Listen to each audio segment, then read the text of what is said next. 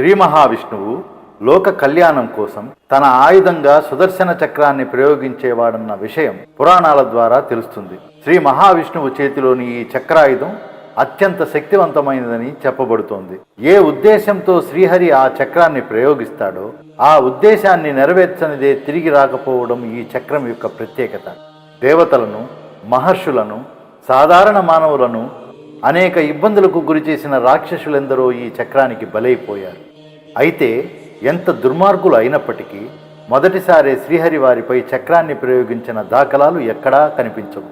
నయానా భయానా చెప్పి చూసిన తర్వాత వినిపించుకోకపోతే చివరి ప్రయత్నంగా మాత్రమే ఆయన సుదర్శన చక్రాన్ని ప్రయోగించేవాడు. అసలు ఈ చక్రం శ్రీ మహావిష్ణువుకి ఆయుధంగా ఎలా మారిందనే సందేహం చాలామందికి కలుగుతుంది. తిరుగులేని ఈ చక్రాన్ని శ్రీ మహావిష్ణువుకు ఇచ్చినది సాక్షాత్తు పరమశివుడేనని పురాణాలు చెబుతున్నాయి. పూర్వం శ్రీరాముడు అనే రాక్షసుడు అపారమైన తన శక్తి సామర్థ్యాలతో సమస్త లోకంలోని ప్రజలను భయభ్రాంతులను చేయసాగాడు. అంతా కలిసి తమను రక్షించవలసిందిగా శ్రీహరిని ప్రార్థించారు. ఆ అసురుని ఆట కట్టించడానికి అవసరమైన సూచన కోసం శ్రీ మహావిష్ణువు పరమశివుడిని ప్రార్థించాడు. దాంతో పరమశివుడు ప్రత్యక్షమై సమస్త దేవతల శక్తిని నిక్షిప్తం చేసినదంటూ ఒక చక్రాన్ని శ్రీ మహావిష్ణువుకు ప్రసాదించాడు. ఒకసారి ప్రయోగించబడిన ఆ సుదర్శన చక్రం ఆ పని పూర్తి అయిన తర్వాతే తిరిగి యథాస్థానానికి చేరుకుంటుందని, దానిని ఉపసంహరించడం కుదరదని పరమశివుడు చెబుతాడు. ఎంతటి పరాక్రమం కలిగిన వారైనా, ఎంతటి తపోబన సంపన్నుడైనా, వరగర్వితులైనా దాని దాటికి తలవంచవలసిందేనని, ప్రాణాలను సమర్పించుకోవలసిందేనని అంటాడు పరమశివుడు.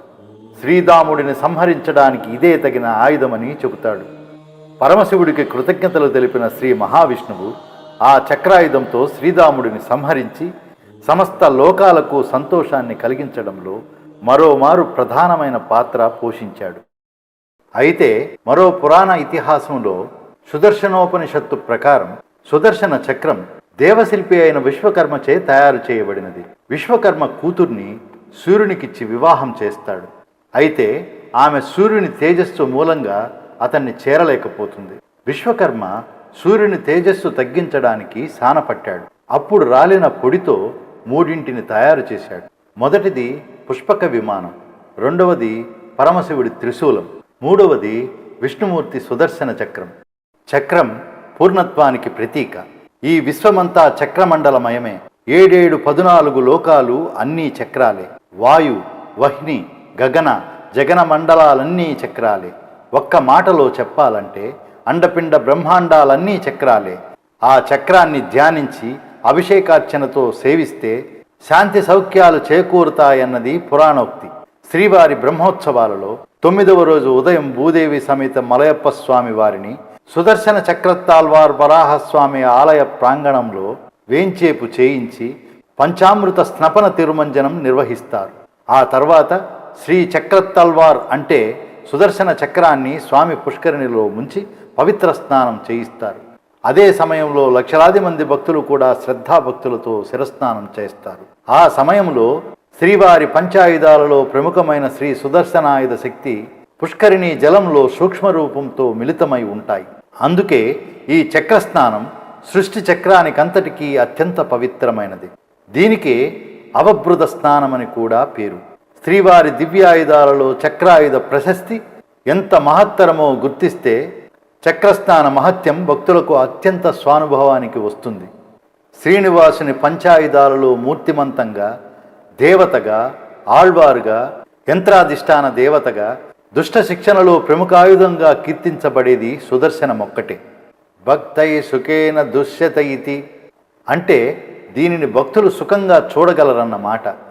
శ్రీవారి చక్రాయుధాన్ని కష్టాలు, దుష్టశక్తులు, శత్రువుల బారి నుండి రక్షించే మహాశక్తి ఆయుధంగా విశ్వసించి పూజించడం ఒక ప్రత్యేకత.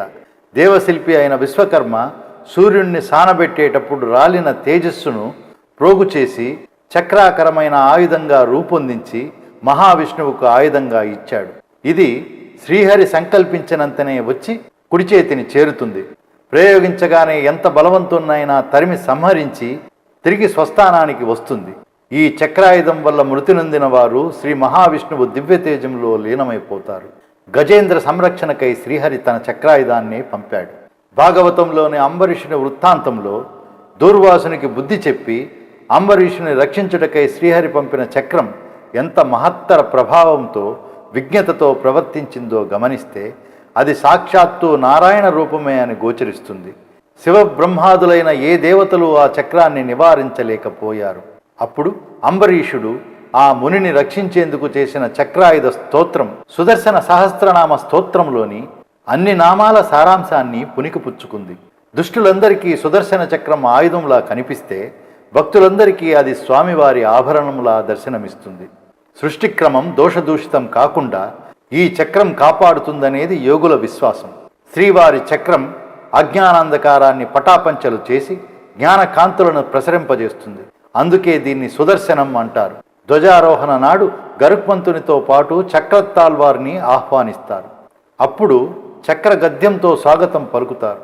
అనంతరం అఖిల జగదభివృద్ధిరస్తు అని మంగళవాచకం చెప్పి తాళలయాత్మకంగా ఆహ్వానించి సుదర్శన దేవతకు ప్రీతికరంగా చక్రస్య సట్పితా పుత్రతాళం స్వస్తికా వృత్తకం శంకరాభరణ రాగం చక్రవాద్య సమన్వితం అని పఠిస్తారు. ఇందుకు తగినట్లే మంగళవాద్యకులు శంకరాభరణం, షట్పిత పుత్రతాళం, స్వస్తిక నృత్తం, చక్రవాద్యం కావిస్తారు. నైవేద్య నీరాజనాద్యుపచారాలతో చక్రదేవతను ఆరాధిస్తారు. ఇదే పద్ధతిని అనుసరించి చక్ర గద్యాధికం పఠించి అర్చించి ధ్వజారోహణం నాడు చక్రదేవతలకు వీడ్కోలు పలుకుతారు. బ్రహ్మోత్సవ సేవలలో తక్కినవన్నీ ఒక ఎత్తు, చక్రస్థానం ఒక ఎత్తు. శ్రీమన్నారాయణ భేదశక్తిని తనలో ఇముడ్చుకున్న చక్ర స్పర్శచే పవిత్రమైన పుణ్యజలంలో చక్రంతో పాటు స్నానం చేయడం బ్రహ్మోత్సవాలలో ఒక అద్భుత సన్నివేశం. చక్రస్నానం వల్ల సర్వపాప విముక్తులై విష్ణులోకాన్ని పొందుతారని ఆగమోక్తి. ఈ స్థాన మహిమ అవాజ్మానస గోచరం, ఆత్మైక వేద్యం.